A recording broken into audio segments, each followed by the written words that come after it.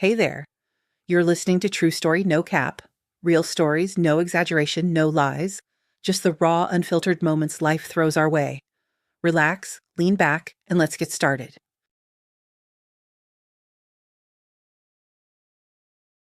One July evening on a Monday, Eleanor Miller suddenly felt as though she had ceased to exist. The feeling washed over her completely unexpectedly.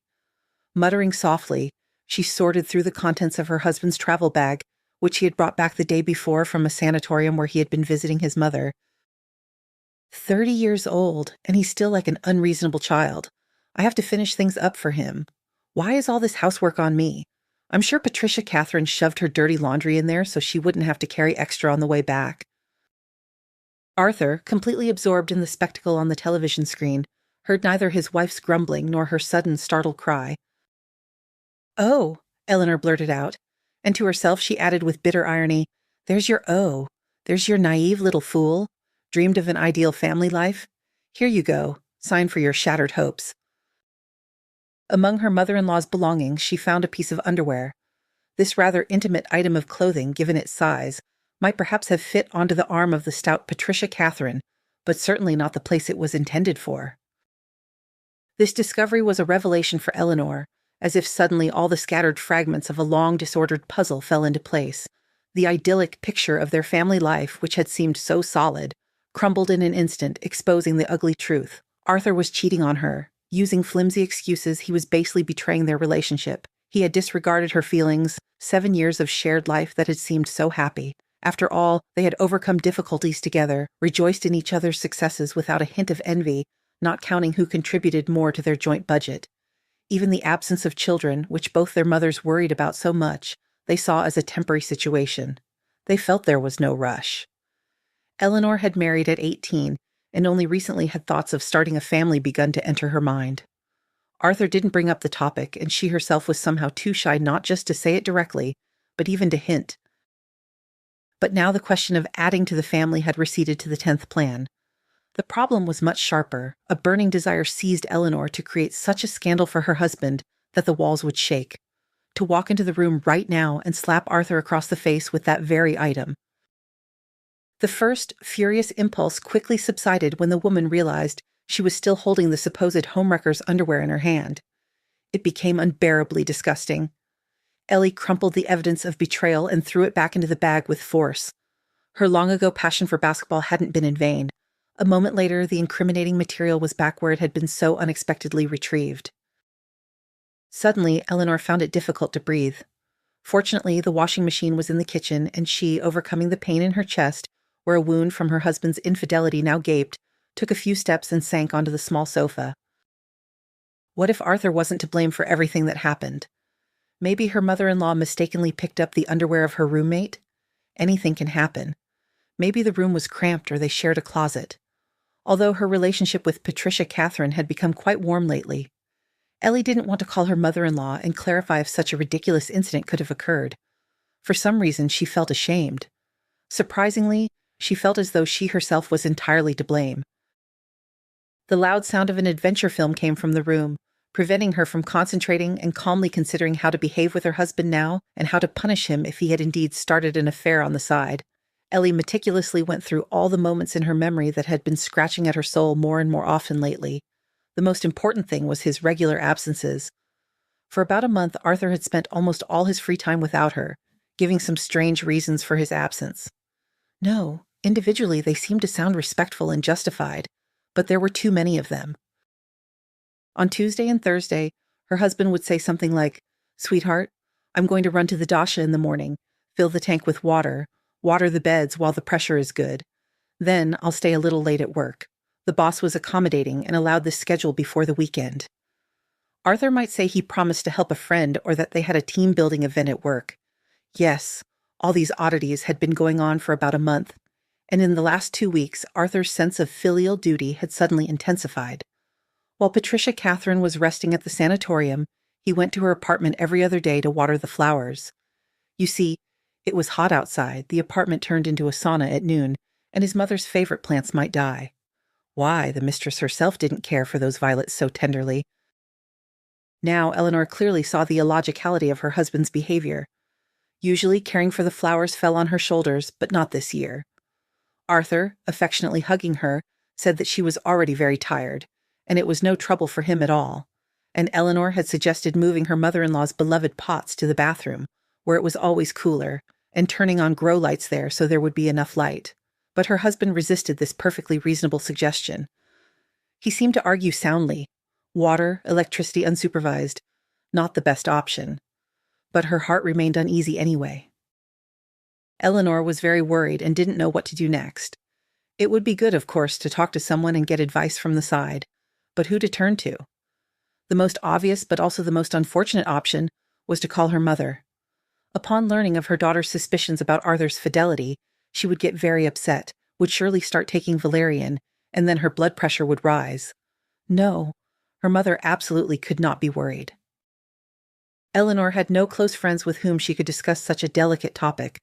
Of course, there were many acquaintances, friendly and pleasant women, but she wouldn't dare share family problems with any of them. This would cause completely unnecessary pity, and leakage of personal information was also not out of the question. Her reputation as a happy, prosperous woman would go downhill, and the general director had a peculiar quirk. Only those who, in his opinion, had a good personal life could occupy key positions. He believed that harmony at home had a beneficial effect on work success. After a divorce or less significant setbacks, like a revealed affair and conflicts, employees were transferred to other positions. Of course, formalities were observed, the person didn't seem to lose salary, and no bad entries appeared in their work record book. But Ellie didn't want to experience such changes at all, so there was nowhere to expect tips on how to live on. That meant she would have to manage with her own wits. Gray spots flickered before Eleanor's eyes, which always heralded the onset of a migraine. The woman winced. That was all she needed. If this ailment flared up, she would be in a broken state for a couple of days. And tomorrow there was a meeting with the commercial director. How untimely everything was. And all this because of this fine, damn it. Or more precisely, because of Arthur and his possible infidelity. Speak of the devil. The culprit of Ellie's headache appeared in the kitchen. He behaved as if nothing had happened. He turned on the kettle, made a couple of sandwiches, glanced at his bag, and turned to his wife. Ellie, come on. Stop fussing with the housework. I'm going to Mom's tomorrow. I'll throw everything in her washing machine so I don't have to carry it back and forth. And anyway, let's go watch a movie. It's really good. I didn't even expect it. Arthur began to briefly recount the plot to his wife, but Eleanor interrupted him. She had no strength to listen to his empty chatter after seeing the incriminating evidence. No thanks. I think I'll just lie down here. I'm kind of tired. It was a tough Monday. Okay, well, I'll turn the sound down. And don't turn on the washing machine either. How can you relax with it running? Should I turn off the light? Ellie nodded, feeling a new attack of pain. She didn't want to talk to the cheater at all. Arthur put the prepared sandwiches on a tray, took the kettle, picked up the bag, and left the kitchen, closing the door behind him. In the darkness, the headache subsided a little, and the woman didn't even notice when she fell asleep. In the morning, Ellie opened her eyes, mentally rejoicing that the migraine apparently had decided to spare her and not stage a Sky and Diamonds. In general, the night's rest turned out to be very beneficial. Even the certainty of her husband's infidelity was no longer as strong as it had been the day before. On the other hand, the version that someone else's underwear had gotten mixed up among her mother-in-law's things seemed on the contrary the most realistic. Ellie stretched out on the sofa, once again happy that she had insisted on buying it, and began to get ready for work, while also preparing breakfast. Arthur usually ate breakfast later, and this morning was no exception. By the time her husband appeared in the kitchen, Ellie had finished breakfast, left him food, and was already on the starting line. Ellie, don't expect me home early this evening. Right after work, I'll pop over to Mom's apartment, do the laundry, and check on the flowers. Otherwise, she won't forgive me if something bad happens to her green pets. Jealousy and resentment stung again. The woman almost recoiled when Arthur, as always, came to kiss her, but managed to endure the usual morning ritual. Eleanor hurried to work. She needed to get her usual routine tasks done before the meeting. However, it was difficult to concentrate. Her thoughts involuntarily returned to yesterday's discovery in her husband's bag. At the meeting, the commercial director even made a remark. Eleanor Victoria, are you not interested in the topic of our meeting at all? Why, Alexander William? I'm listening to you very carefully. Strange. You have such a distant look, as if you are somewhere far away. Knowing perfectly well what and how the commercial director was saying, Eleanor repeated several main points. Quite satisfied with the result, Alexander William interrupted her and continued his speech. While the man spoke, pouring verbal water from an empty vessel to a full one, the woman made a firm decision to follow her husband. Fortunately, she finished work earlier, and there was nothing difficult about setting up an ambush near her mother-in-law's house. Her yard was a dead end, and there was only one road leading to it, at the turn to which there was a cafe with panoramic windows. If you sat in a good corner, the view would be magnificent, and there was no need to worry about Arthur stopping by for pastries. You couldn't drag him into a cafe like that even with a rope. After making the decision, the woman calmed down a little and was practically not distracted by thoughts of her husband's infidelity until the end of the workday. Only as evening approached did she start to tremble slightly. After all, the task ahead was unusual. You don't do something like this every day. Or, more precisely, this would be her debut in the field of secret surveillance. At the cafe, Eleanor ordered fruit drink and a pastry that the saleswoman actively advertised to her. Only now did the woman, suspecting her husband of infidelity, realize that, preoccupied with her worries, she had forgotten to have lunch. The strawberry filling in the pastry turned out to be unusually tasty, and the waiting wasn't such a difficult task. Noticing her husband's car drive past the cafe, Eleanor continued to carry out her task. Following her husband was not difficult.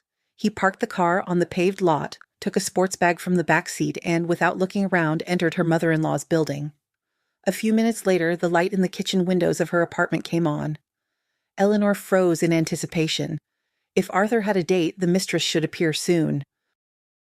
On a fine summer evening, there were many people on the street, as walking through the quiet courtyard was a shortcut. Her heart skipped a beat every time attractive women walked past the entrance. However, everyone just walked by. Only a few young men with guitars entered the building. Under the cover of passers-by and bushes, Eleanor watched. Then the light went out, and the woman saw her husband leave the entrance alone with a clearly empty bag. It seemed he had waited for the washing machine to finish. Apparently, no one had come to him, and Ellie couldn't believe that the mistress homewrecker lived in the same building of a modest Khrushchev-era block. It was too unlikely a version, perhaps only for some third-rate melodramatic series. Despite the fact that her debut in surveillance did not bring the expected result, Eleanor decided to observe her husband closely for a few more days. It wasn't such a difficult task. At least I'll bring clarity to this whole situation, the woman thought. It's okay that I don't have experience and Arthur might notice me. I'll figure out how to explain. The morning surveillance on Wednesday was thwarted, although, of course, the fact that her husband woke up at the crack of dawn to go to the dacha was suspicious. However, Eleanor simply couldn't get time off work. In the evening, Arthur went straight home after work. This was somewhat reassuring. Thursday also brought Eleanor no incriminating evidence against her husband. Moreover, in those days, he only visited his mother's apartment once, as if he felt he was under his wife's watchful eye. However, Eleanor understood that it was too early to relax. Who knows what her husband's schedule of meetings with his mistress is, if she exists. Mentally scolding herself, the suspicious woman even checked her husband's phone, but the call history had so many numbers, including repeated ones, that none of them immediately caught her eye. Reading messages and messengers also yielded nothing. Ellie knew there were online chats where correspondence disappeared immediately after exiting the session. However, the browser history on his smartphone did not record visits to such sites. Realizing that she was a simple layperson, not a trained specialist, Eleanor decided to go all in and try to disrupt her husband's supposed meeting with his mistress. On Friday evening, she suggested, "Artie, we've been staying home too much. Maybe we can go on an impromptu excursion, like a weekend getaway route." Arthur smiled guiltily and spread his hands. "No, Ellie, I'm sorry. I'm going to Mom's on Saturday, you understand? I'll be tired when I get back. I won't be up for walks.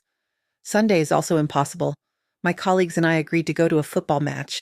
Look at the stadium they built, like a spaceship from some sci-fi movie. We have to see what our taxes are going towards, among other things." Eleanor felt in her bones that her husband was lying to her. A lump in her throat made it hard to breathe. Again, this running after him. So, her suspicions were correct. Her husband's meeting with his mistress was scheduled for the weekend. The woman decided to go all in. "Listen, that's just wonderful. I'll go with you to Patricia Catherine's.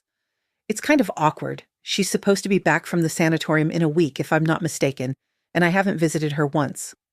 After the sanatorium, we'll drive around the surroundings. That way, we'll have a spontaneous vacation. Arthur tried to dissuade his wife. Ellie, you weren't feeling very well at the beginning of the week. I think you need to rest. Ellie insisted.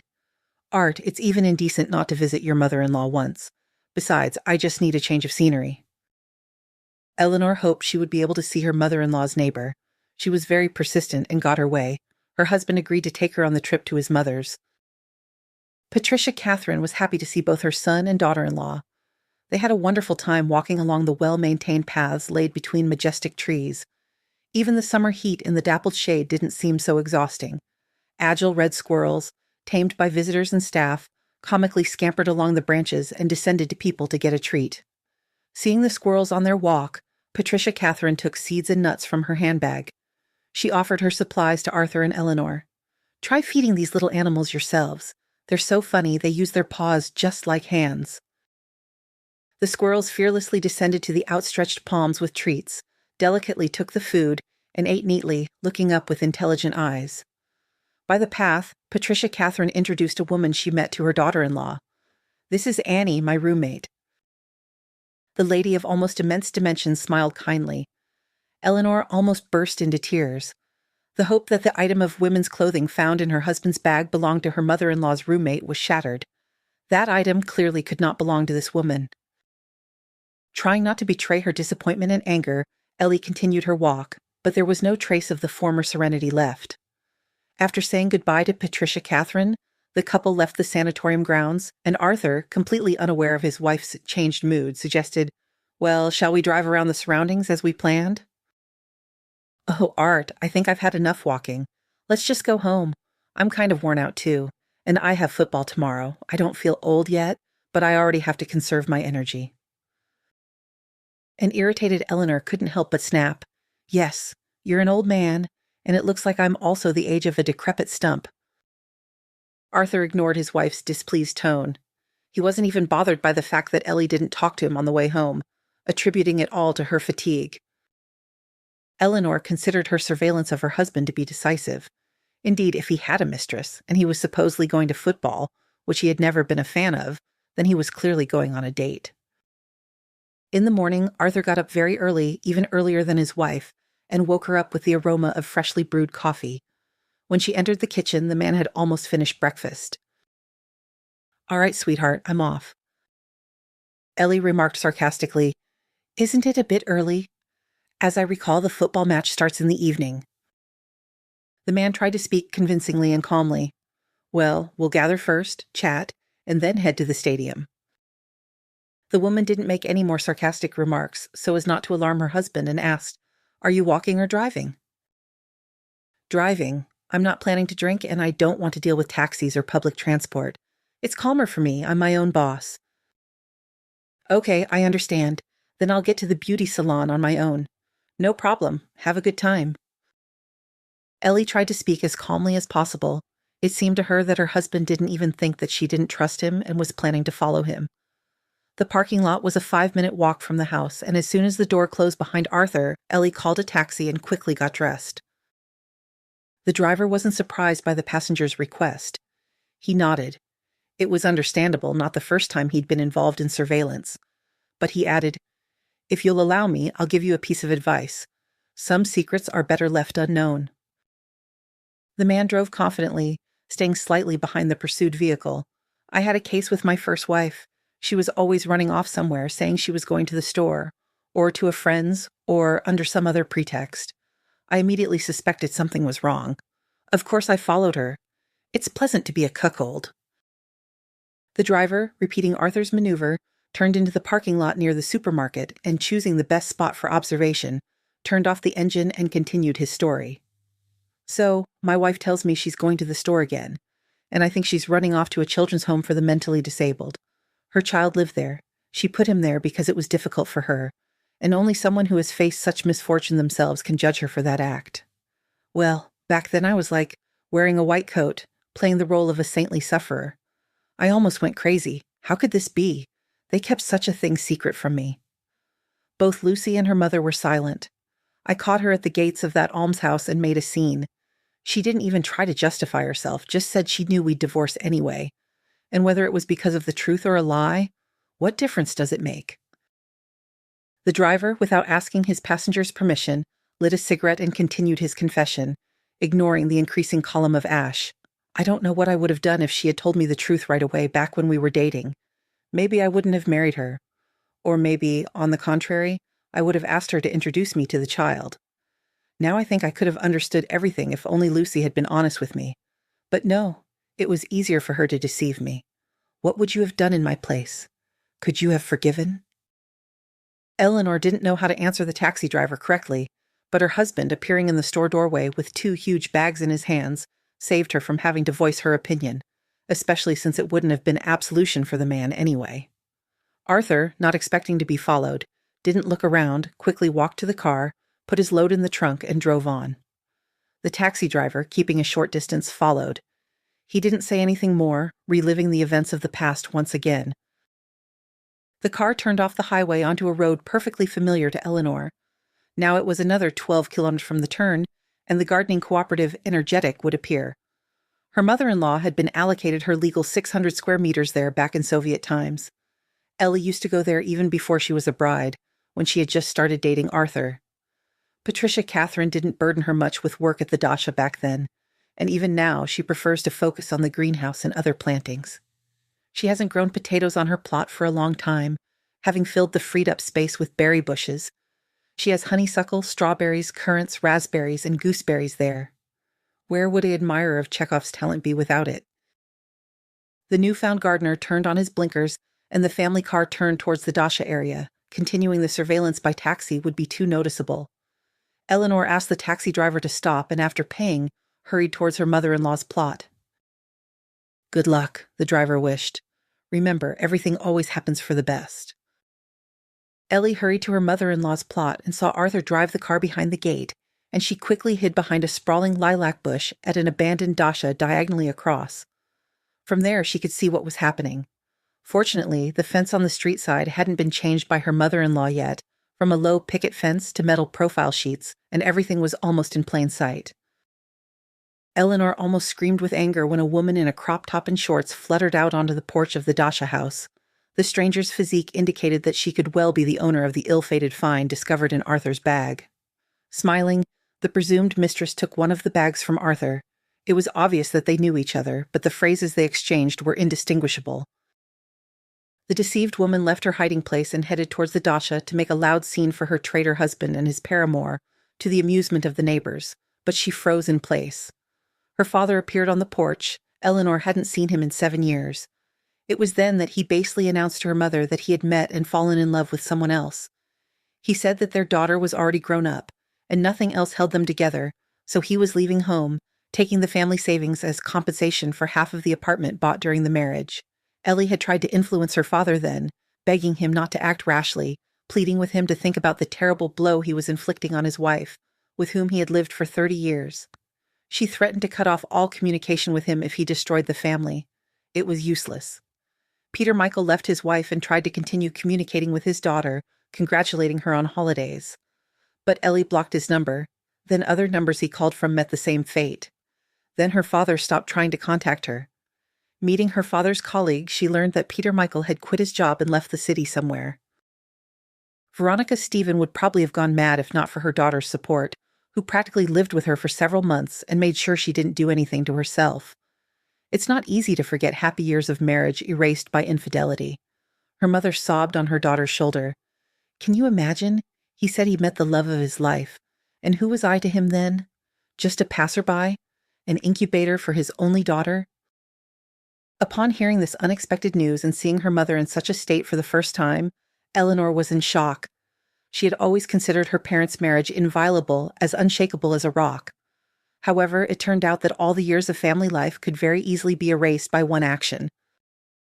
A weight lifted from Eleanor's heart because of the tenderness with which her father hugged the woman she didn't know, because he kissed her on the shoulder, and because of the readiness and helpfulness with which he took the bag from her.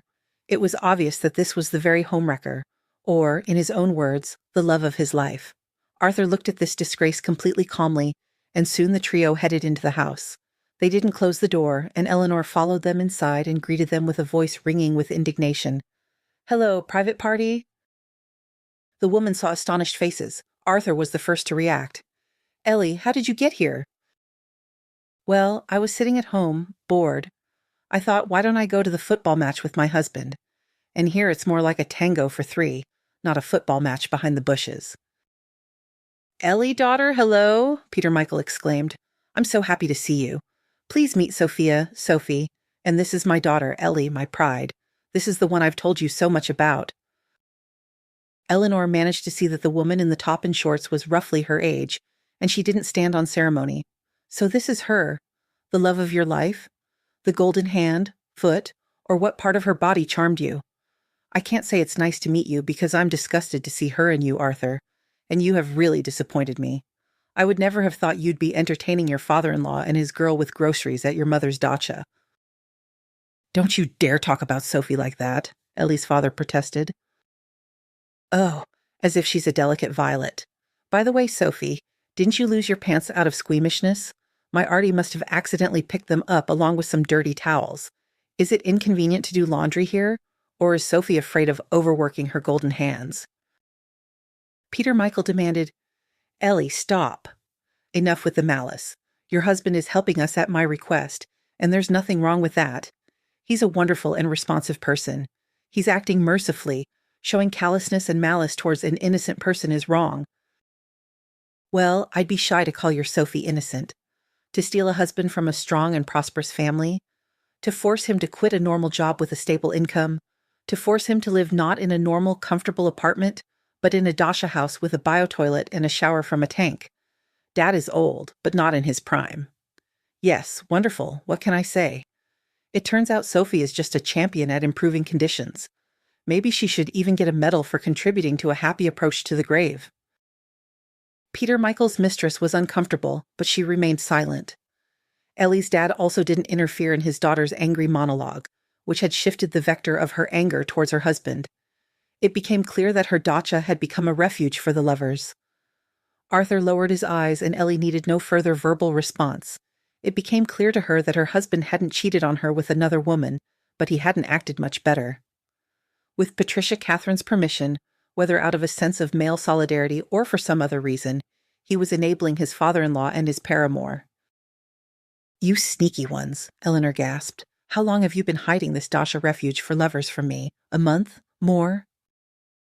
"Daughter, calm down and let's talk," Peter Michael suggested. "It's not that simple." "Yes, I bought all sorts of goodies," Arthur announced. "Indeed, let's discuss everything at the table." Ellie didn't miss the opportunity to speak out again about the woman she hated who had destroyed her parents' family. "I will not sit at the same table with this Sophie Goldenfoot." The young homewrecker shrugged and announced, "Pete, I'm going to take care of the plantings and pick some berries. Call me if you need help." Arthur gently touched his wife's hand and pleaded, "Don't be angry, Ellie. I couldn't have acted differently.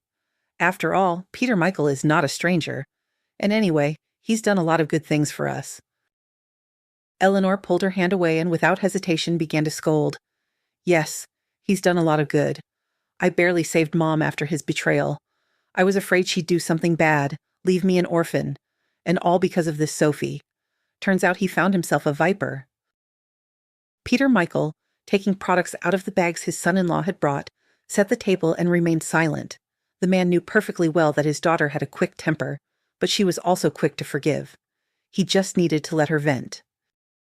Sighing, Ellie sat down in her favorite armchair in her mother-in-law's dacha house and turned to her father. "Well, tell me, newlywed, how did you end up living in the countryside? It used to be almost impossible to lure you to visit the dacha. And here I understand you've been living for a month, and for some reason you have to bring groceries and all that." Peter Michael smiled slightly. "You are smart. You figured it all out right away. Sophie and I actually have to hide. We got into a very ugly, terrible situation. Now we have to hide from creditors." Eleanor was extremely surprised. "How? You were always a staunch opponent of loans?" The man shrugged. "Well, even an old woman can make a mistake. That's how it happened. When I left your mother, Sophie and I moved to her city. We moved from one rented apartment to another. I did odd jobs, we saved money to buy a house within the city limits and start our own business. We even rented a suitable option that was very popular with the target audience. People came to us. But while we were in a practically suspended state, of course, there could be no talk of modest advertising or a loud PR campaign. Sophie and I decided to make everything official, buy this house with the plot, and seriously develop everything on a normal scale, not just haphazardly. I had little money left, it disappeared somehow unnoticed. Sophie suggested borrowing from her acquaintances. Then everything happened like in a bad crime movie. We were robbed on the way to the deal. They cut off the car that Sophie was driving under a power of attorney from her friend. The fender was slightly dented, but at least they didn't injure us.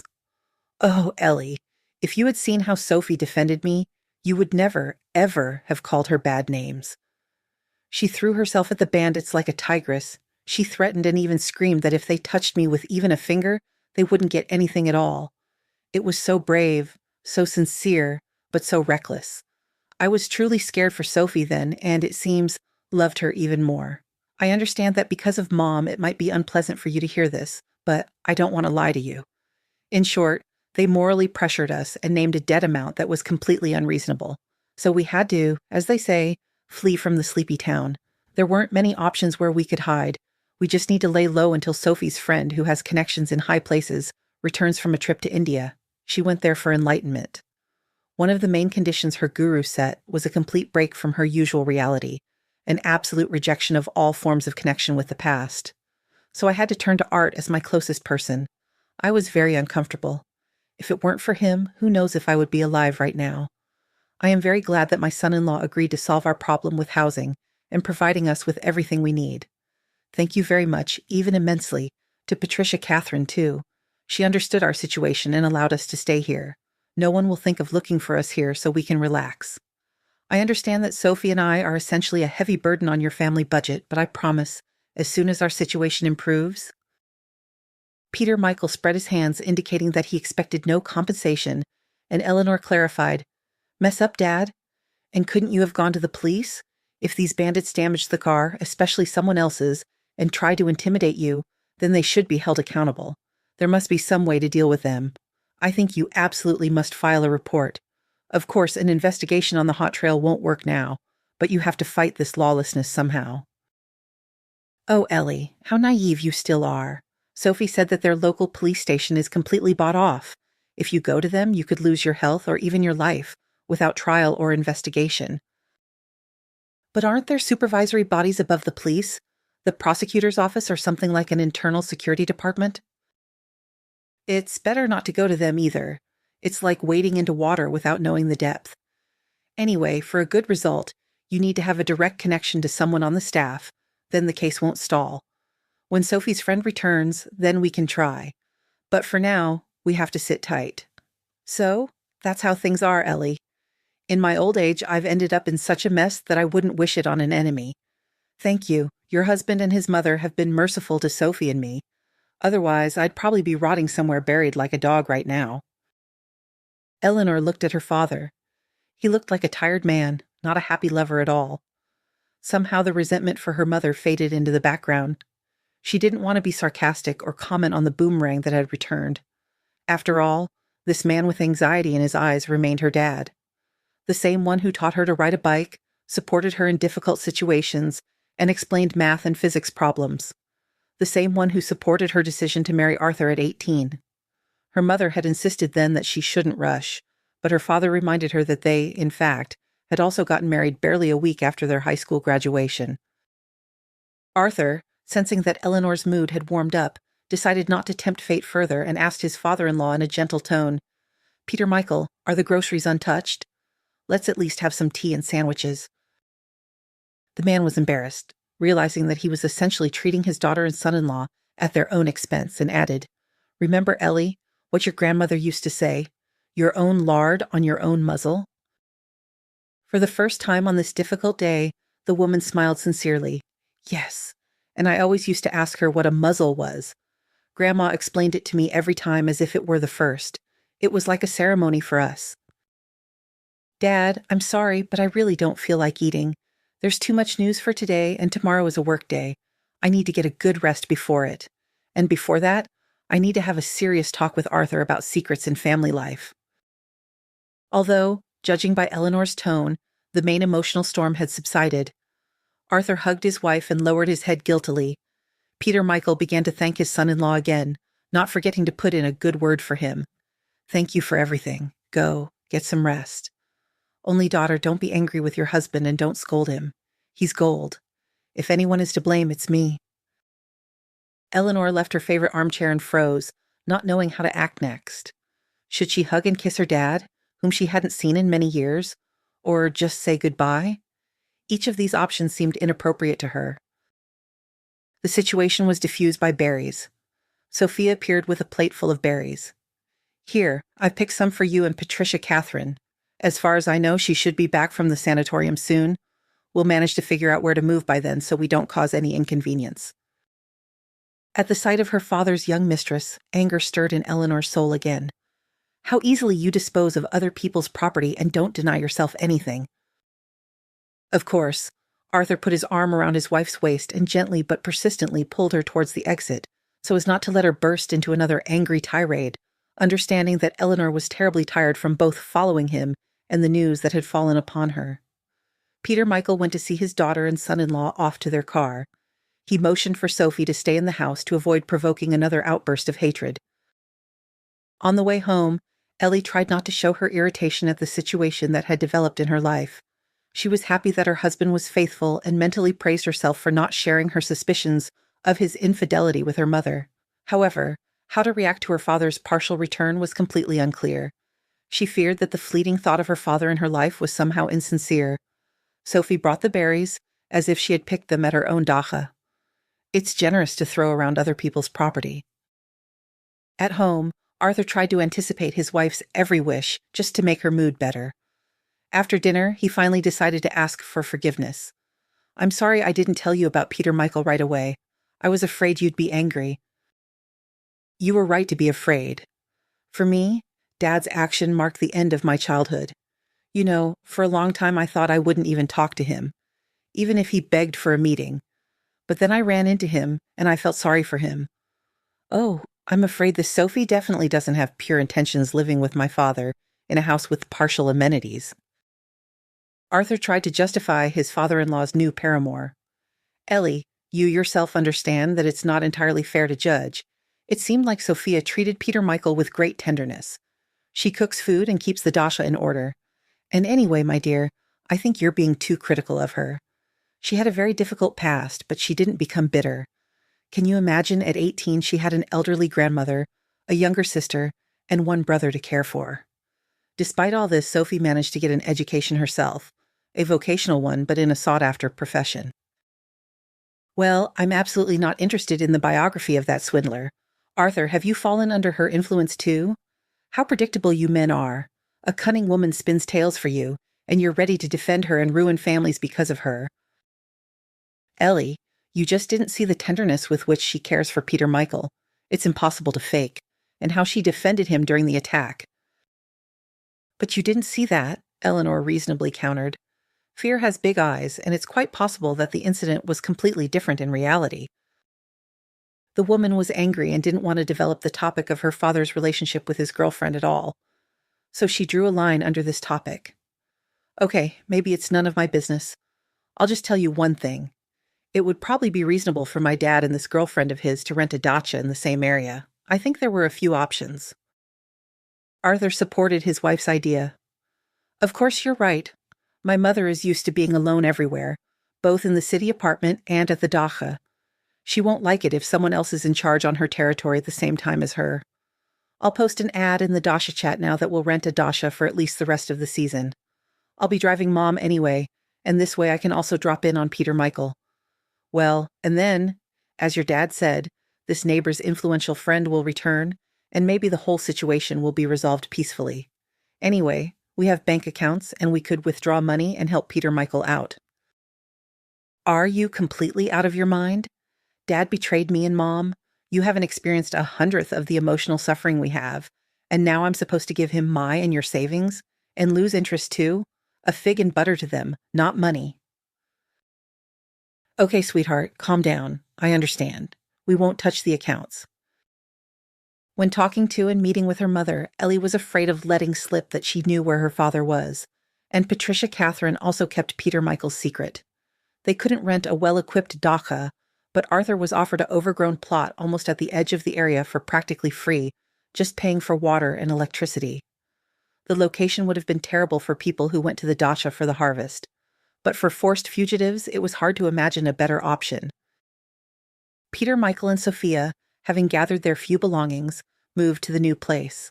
Arthur continued to provide them with everything they needed, and soon this began to greatly irritate Ellie. Firstly, the funds were taken from the family budget with her silent consent.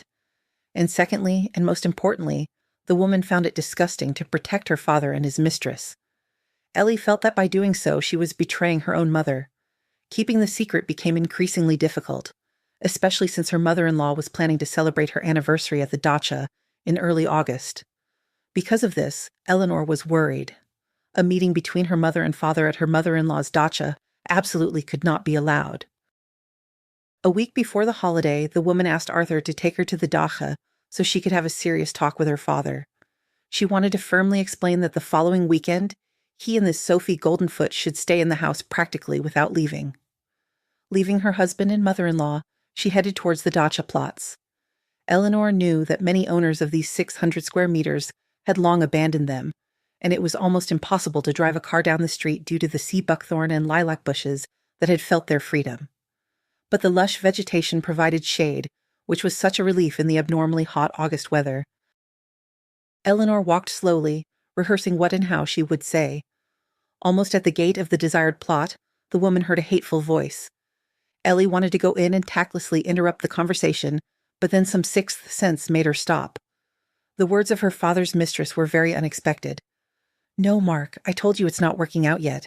That nasty Eleanor is ruining my whole plan. If it weren't for her, I would have squeezed everything out of these sheep already. And as it is, I have to live on the outskirts of the dacha, go to the toilet outside, wash when the water in the tank heats up.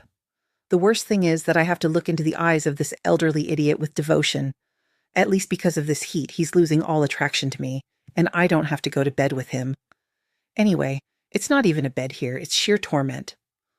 Oh, my dear Mark, you probably won't even recognize me after these few months. I haven't been to a spa, I haven't been to fitness, and I haven't even painted my nails. A complete scarecrow. But for this fool Pete, it'll do. I just need to persuade him to sell his share of the apartment here, and then we'll get that property. Real estate prices here are almost like the capital. With that money, considering what we got from the staged robbery, it will be enough for us to leave here and live normally somewhere on the coast." Sophie's intonation changed from irritated to wailing, and Eleanor was amazed at how artistically the cynical woman was manipulating her interlocutor. However, this delight would have been much stronger if Sophie were an actress on stage. As it was completely unclear when her father's paramour was lying, and when she was telling the truth. Eleanor was almost not surprised by what she heard. She had suspected something like this. Fortunately, she had the sense to turn on the voice recorder on her smartphone. The recording wasn't perfect, but with effort, everything could be understood. By the end of the conversation, her father's mistress's speech was a continuous string of exclamations. She talked about how much she missed him, and Eleanor became incredibly curious how Sophie would react now if she found out that there was incriminating evidence against her. Holding her breath, Eleanor waited until her father's mistress finished her conversation, and only then came out of hiding. It was obvious to Ellie that Sophie was extracting money, but because it was difficult to prove, she decided to leave everything as it was. That meant she needed to provoke the greedy Sophie and show her dad the true nature of the woman because of whom he had destroyed a happy family. Deciding that she wouldn't hear anything new, Eleanor stepped away from the bush and headed towards the gate. Hearing footsteps, Sophie turned around. A sickeningly benevolent smile instantly bloomed on her face. She didn't know that Eleanor had heard the conversation and recorded it on her voice recorder. "Oh, hello, Ellie. Come in, please. I made some soup here. It's tasty, I think. Let me treat you for now, and then Dad will come. He went to the spring, thinking no one he knew would meet him there." Eleanor didn't say everything she wanted to and clarified, "How long has Dad been living with you?" "Nothing interesting," Sophie waved off. Meeting her father on the forest path, Ellie asked, "Listen to me and try to believe. Sophie is just using you to get money. The attack on you and her was staged, And here at the Dasha, she's hiding with you from an imaginary danger. Here, listen to the recording I made." Peter Michael listened to Sophie's recorded speech and his face changed. He looked pathetic, but Eleanor didn't stop the recording. It was better to swallow the bitter pill right away. "Yes, daughter, modern technology has come a long way. Admit it, you just somehow managed to synthesize Sophie's voice to make me fall out with her." Eleanor was disheartened. She understood that her father's feelings for the brazen, unprincipled liar were too deep. All attempts to tell or even provide visual evidence that the mistress intended to acquire elite real estate at the expense of others would be met with displeasure and even scandals. She had to convince her father in a different way to open his eyes. "Dad, I'm asking you, don't rush to get money for her.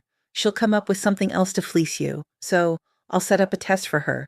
I'll say that we've received money to pay off debts, and you and Arthur will watch her to understand how she'll act. It would be good if a few strong guys could help us too. I think that's doable." "Dad," Eleanor replied, "let's go to our place for now to discuss all the details." Without looking into his overgrown house, Peter Michael headed to his son-in-law's place, accompanied by his daughter. In the evening, the mistress again noticed that Peter Michael was cold towards her, but didn't attach much importance to it, especially since this alienation completely suited her. Only when the man reported that his son-in-law had agreed to provide the money, but only in cash, did Sophie almost jump for joy. "My love, my sunshine, we can go back to our usual lifestyle now. Isn't it a miracle?" Arthur smiled. So far, everything was going exactly as they had planned. Thanks to a friend of his, he managed to invite former Special Forces soldiers to participate in the detention of the fraudsters. When Sophie's accomplices arrived at the Dacha, squeezed with difficulty down the narrow street, the brave guys apprehended them. They treated Sophia very delicately, and Peter Michael, stepping close, announced, "You, Sophie, despite your wise name, wanted to trick me again, but you didn't consider that you talked too much and in the wrong places. Fortunately, Ellie overheard your chatty conversation, so if you don't want to end up in prison for fraud and drag fools down with you, pay me back what you stole from me with the help of your friends." Sophie had no choice but to write a receipt. A happy Peter Michael asked Arthur to drive him to the city and hurried to his wife, buying a luxurious bouquet of flowers on the way. "Veronica, I feel like melted snow. Let's try to start our relationship over." Veronica Stevens smiled at her ex-husband, and he thought he had already found the key to her heart. But the woman suddenly announced, "Actually, I've already started a new love story and you don't fit into it. So if you want to be honest. Anyway, during the divorce, you took almost everything you brought into it, and I didn't fight for a single thing. If they were important to you, you took them. And now you suddenly realized you sold yourself short, ended up with nothing. Although you do have the money," Sophie returned.